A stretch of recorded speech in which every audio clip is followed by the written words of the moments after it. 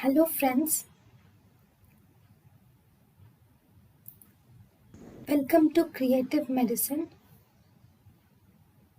In this lecture, we will learn about. Hello friends, let us now learn the relationship of external carotid artery and parotid gland. Relationship of external carotid artery and parotid gland. If you see, external carotid artery will mainly enters the posteromedial surface. External carotid artery enters the posteromedial surface of the parotid gland. It enters the posteromedial surface of the parotid gland and divides into two. One maxillary artery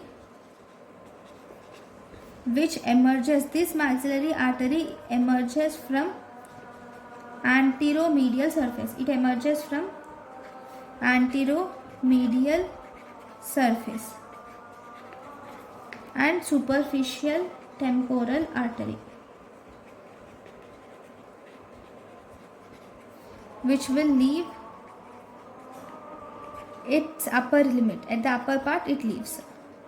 Okay, so this is about the external carotid artery. So if I have to draw a diagram, so if this is the person,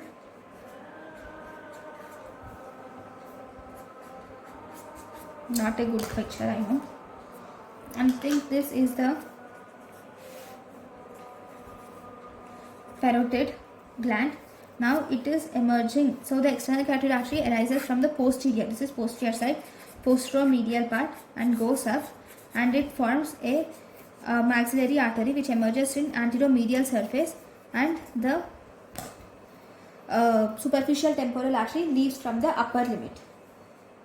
Okay, so this is maxillary artery. This is superficial temporal artery.